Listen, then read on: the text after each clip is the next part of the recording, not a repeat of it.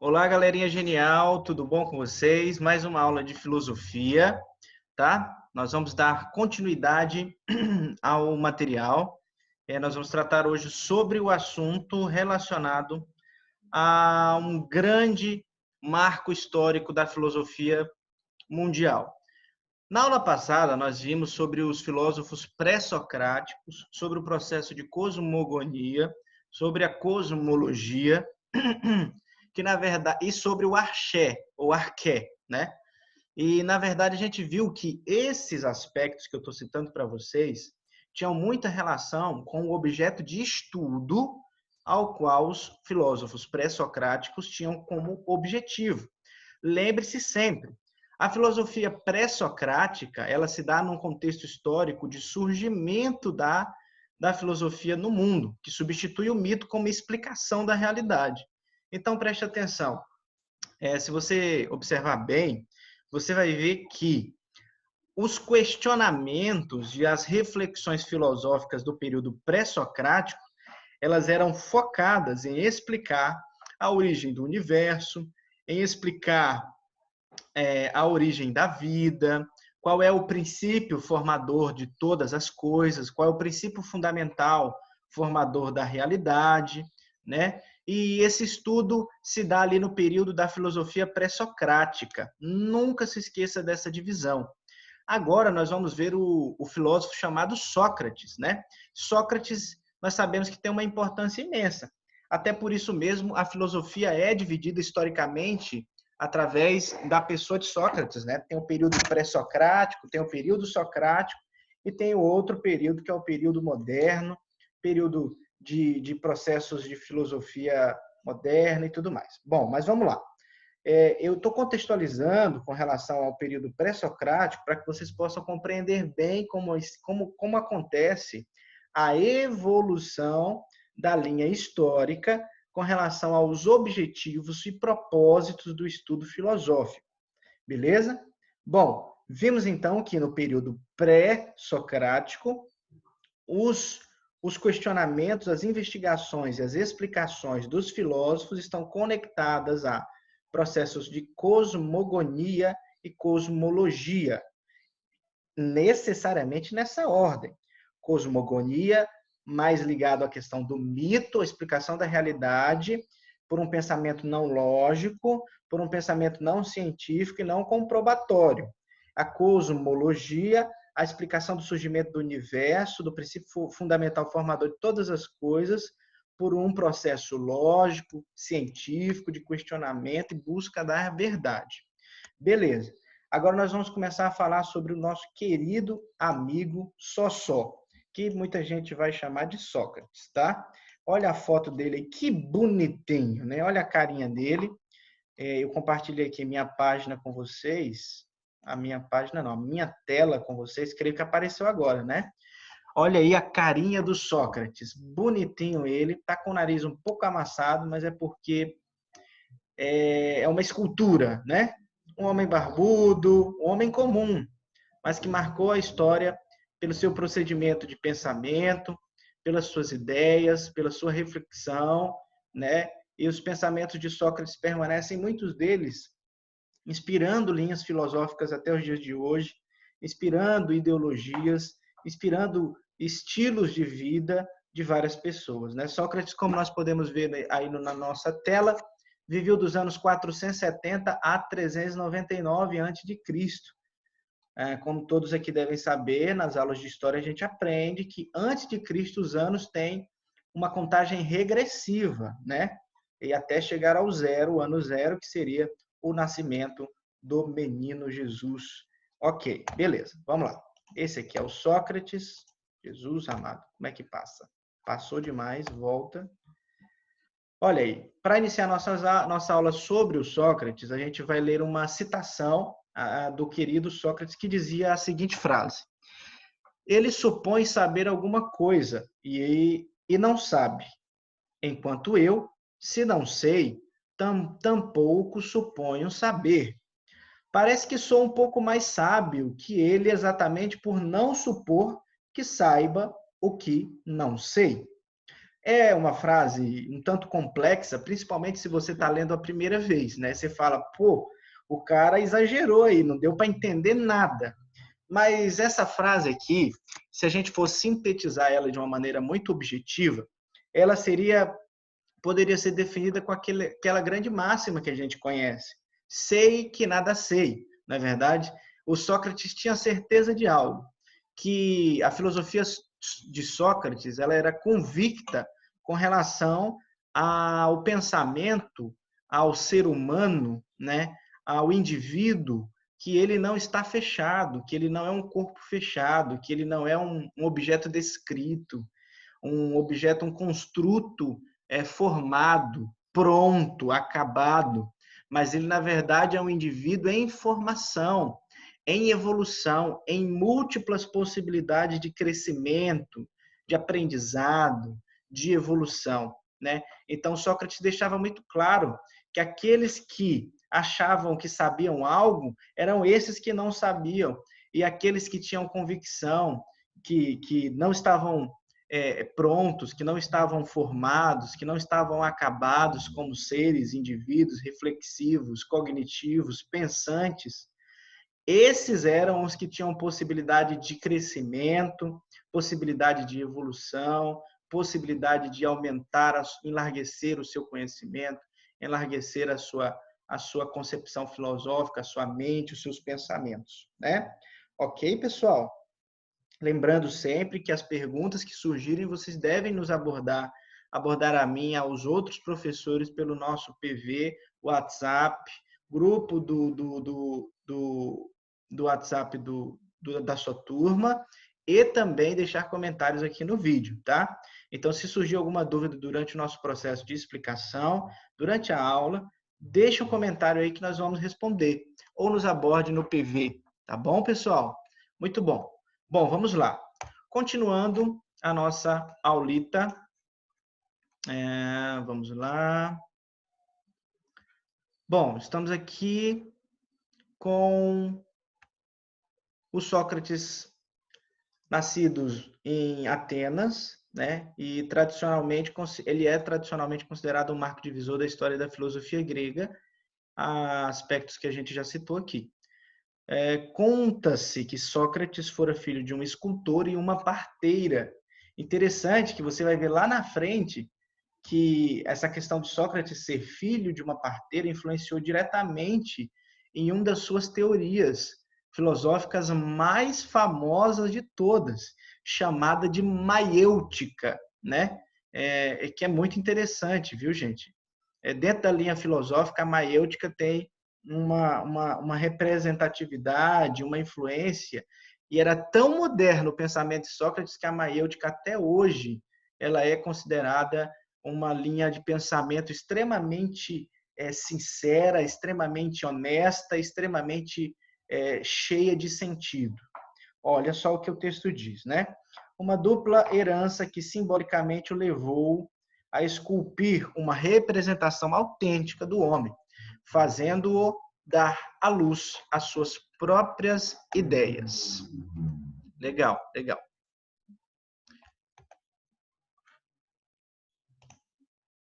Deixa eu ver se ele vai falar da maiêutica aqui, porque se não for falar, eu já falo logo para vocês.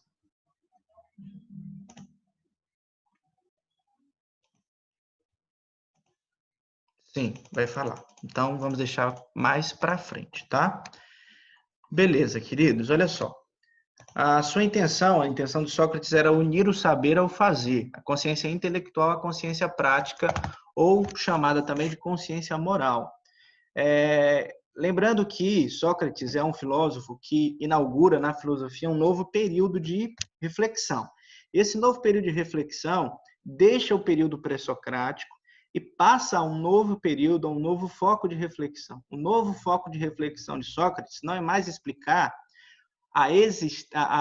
o surgimento, a existência do universo, o surgimento, qual que é o princípio que movimentou o surgimento de todas as coisas. Ele não está preso mais a estes questionamentos. Sócrates eleva o patamar da discussão da filosofia para, como objeto de estudo, o indivíduo, o ser humano, com todas as suas dinâmicas emocionais, com todas as suas dinâmicas psicológicas, com todos os seus questionamentos morais, éticos. E perceba, a filosofia em Sócrates, ela deixa um ramo reflexivo apenas para tomar um papel reflexivo e também prático, moral, ético, né? E entra aí um ramo da filosofia que é encantador, que é o ramo da moral, né? Que diz respeito ao nosso comportamento, às nossas reações, diz respeito a como pensamos, a como nós avaliamos a realidade, tá bom? Beleza, vamos lá, pessoal. Continuando aqui, o texto diz que tanto sofistas quanto Sócrates abandonaram a preocupação dos filósofos pré-socráticos. Recapitulando, quem são os sofistas, pessoal? Os sofistas são filósofos contemporâneos de Sócrates que, ao contrário dos pré-socráticos, eles ensinavam nas praças e cobravam pelo ensino. Eles tiveram o seu posicionamento de cobrar pelo ensino como objeto de muito preconceito, né? As pessoas não compreendiam muito bem essa ideia de cobrar pelo ensino. Entendia-se que o saber era algo muito raro e muito nobre que não teria valor. Então, como poderia ser cobrado por ensinar? Esta era a ideia do período. Porém, vamos dizer assim, os sofistas, eles iniciam ali um processo que se dá até hoje, né? A questão do capitalismo relacionado à dinâmica do conhecimento. E aí nós vamos... Perceba como a filosofia é uma base ética e moral para a formação social, onde influencia até as nossas relações econômicas, né? Influencia o mercado, influencia muita coisa. Então, pense num trem prático, é a filosofia. Se você acha que filosofia é extremamente teórico, afastado da realidade, é porque você ainda não está conseguindo fazer uma conexão muito clara e evidente entre os princípios filosóficos e a realidade cotidiana. Bom, o texto está dizendo que tanto os sofistas quanto Sócrates deixaram para trás os objetos de estudos passados, do período pré-socrático. Isso eu já falei, tá bom? Fica ligado para você não se perder. Em explicar a natureza e se concentrou na problemática do homem. Acabei de falar isso, que Sócrates ele inaugura, junto dos sofistas, um novo período da dinâmica filosófica, onde aquele questionamento antigo, onde o homem era o objeto, aquele questionamento antigo, onde a natureza e a origem das coisas eram objeto de estudo, ficam para trás nos pré-socráticos. Sócrates e os nossos queridos sofistas inauguram um novo período. Esse período, você vai observar que é um período onde, o período socrático e dos sofistas, a análise reflexiva e filosófica vai se prender e se ater a quem? A problemática do homem. E a problemática do homem, do ser humano, ela é extremamente complexa, né, pessoal? Então, vamos lá. Continuando.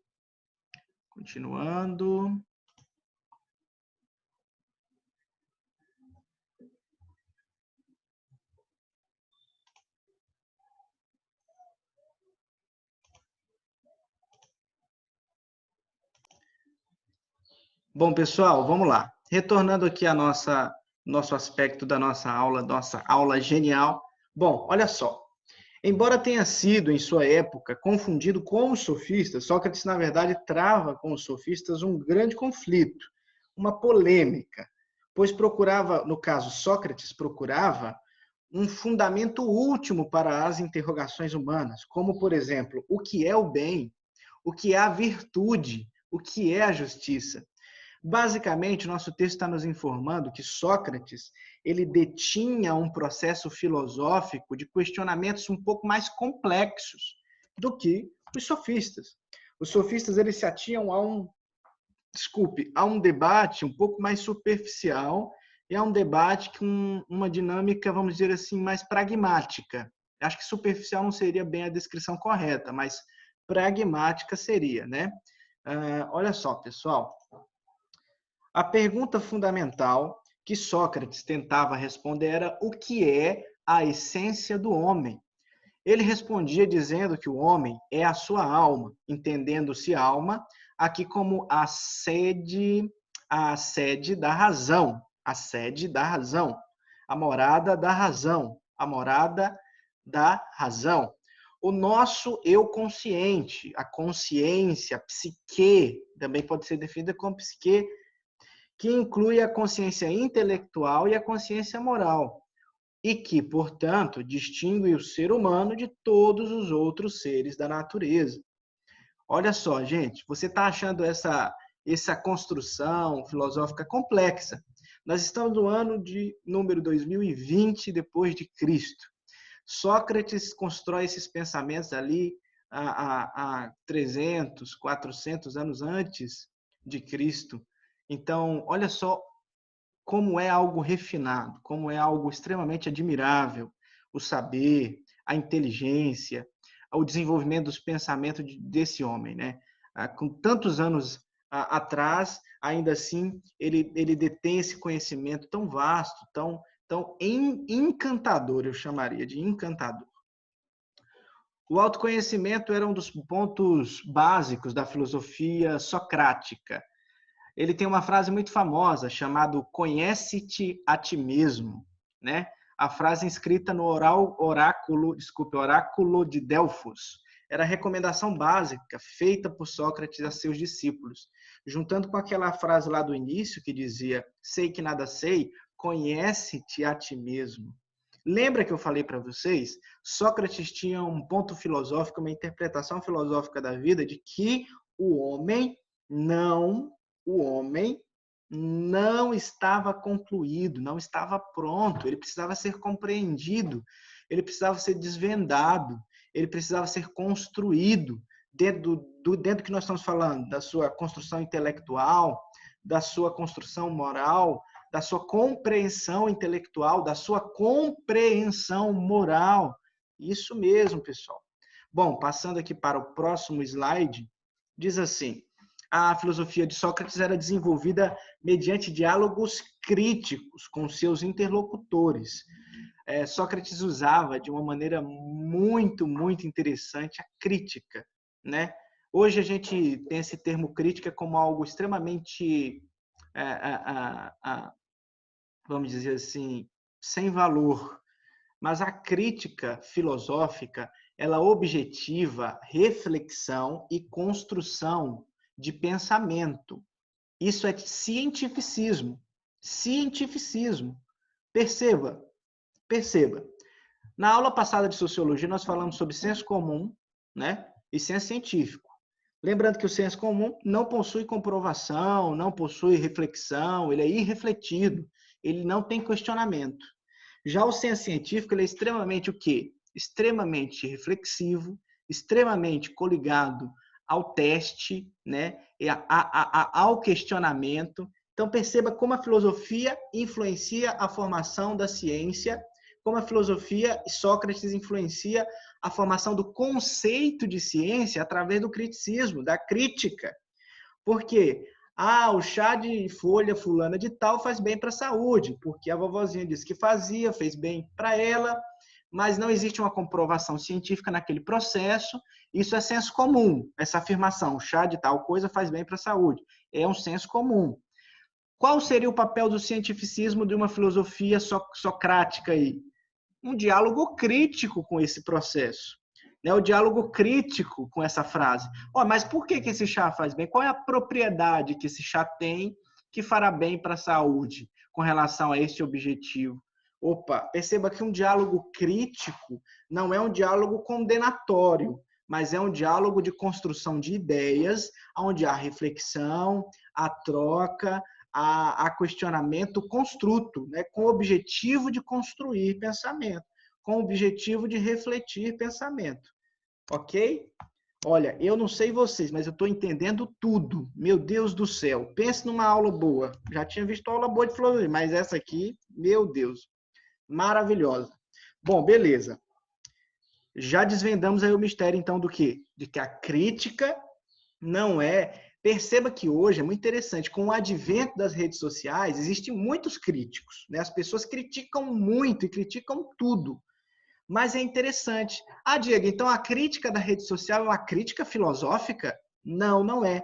Porque a crítica filosófica, ela é uma crítica que ela não possui passionalidade, ela não é uma crítica apaixonada, ela não é uma crítica que tem tendências ideológicas, ela é uma crítica que revela, desvenda a verdade. É uma crítica que busca a verdade. É uma crítica que busca a realidade. Então, lá na rede social, tem gente fazendo crítica filosófica? Tem. Mas a maioria faz crítica por senso comum, por passionalidade, por questão ideológica, por questão desse aspecto. Ficou claro para você? Muito bem. Bom, esses diálogos críticos podem ser divididos em dois momentos básicos. O primeiro, chamado a ironia, e o segundo, chamado maiêutica. Maiêutica. Ironia, passo 1 do diálogo crítico de Sócrates. Maiêutica, passo 2 do diálogo crítico de Sócrates. Gente, muito interessante isso daqui. Isso aqui é um negócio assim sensacional. Olha só que coisa interessante. Sócrates sempre ensinava os seus alunos, a metodologia de ensino de Sócrates com os seus alunos o telefone está tocando aqui. Espera aí, vamos atender. Mas, presta atenção. Voltando. A metodologia de ensino de Sócrates é uma metodologia focada, fincada em um aspecto chamado criticismo. O criticismo é subdividido em dois. Primeiro, ironia. Segundo, maiêutica.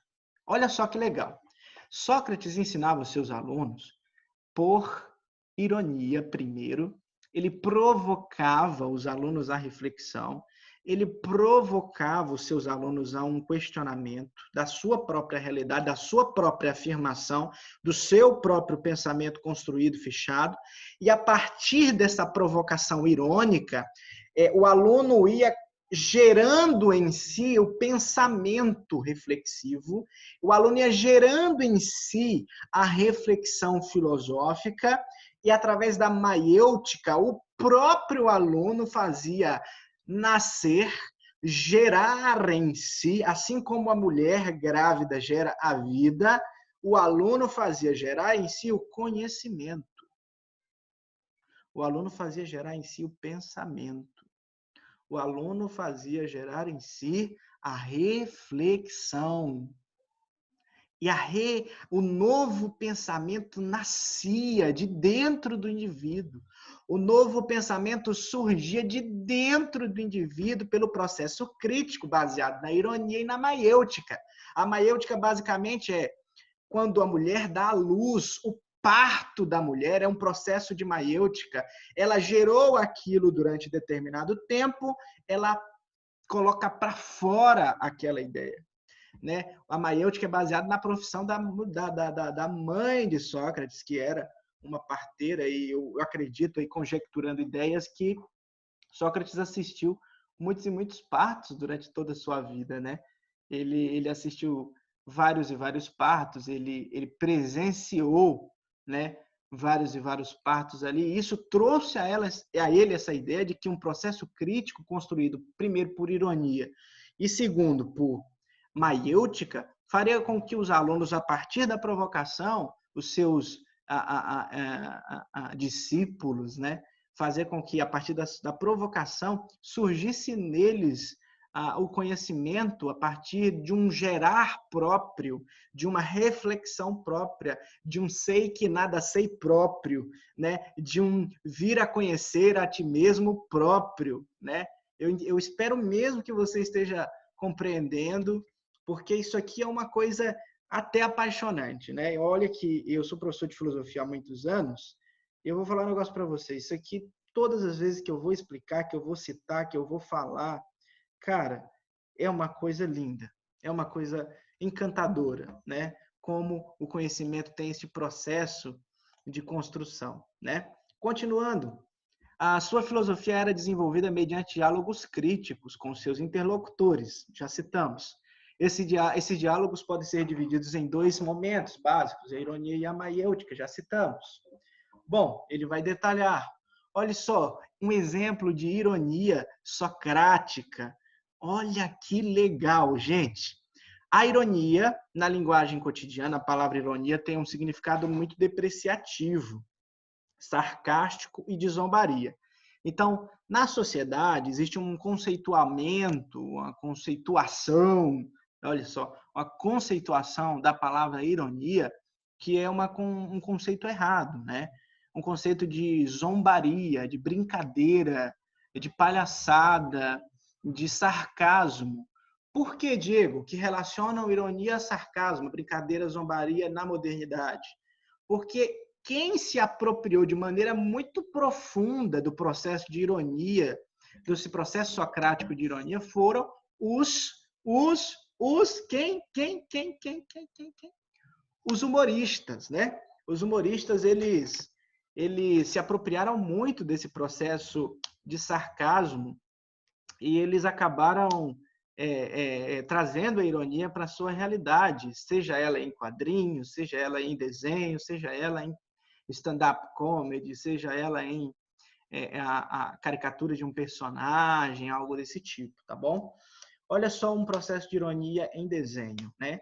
Aí nós temos a imagem do nosso querido nada, né? Do terrível terrorista Osama Bin Laden, que acabou com a vida de muitas pessoas através do seu fundamentalismo, tanto religioso como ideológico, principalmente. O que diz aqui? É um Osama Bin Laden no corpo de um escorpião, né? E ele diz, então, sou ou não sou o maior cabo eleitoral do planeta? Vote em Bush.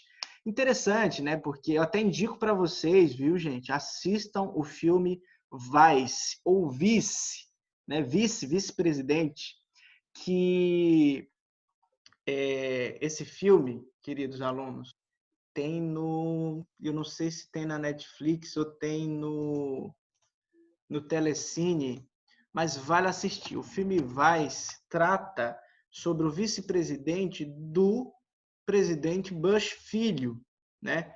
O vice-presidente do presidente Bush Filho teve uma influência forte com relação aos ataques, a reação aos ataques das Torres Gêmeas, a guerra do Iraque, a invasão de diversos países, né? Vou colocar bem aqui, ó, para vocês o filme Vice, deixa eu ver certinho o nome aqui. Vice, filme de 2019, fala de Dick Cheney. Dick Cheney foi o vice-presidente do presidente George W. Bush. O Dick Cheney teve uma influência muito grande nessa guerra. Resumindo de maneira bem objetiva, a guerra do Iraque foi com certeza muito responsável pela fácil vitória de George W. Bush Filho na eleição presidencial.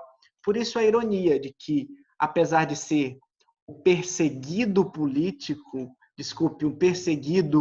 na verdade, um perseguido político, ideológico e também um perseguido a fim de justiça, o Osama Bin Laden era, na verdade, um objeto, um cabo eleitoral muito forte para George W. Bush. Perceba, esse é o uso da ironia com relação à técnica socrática, só que contextualizada a um período atual, contextualizada à vida moderna, aos nossos tempos. Olha que coisa legal.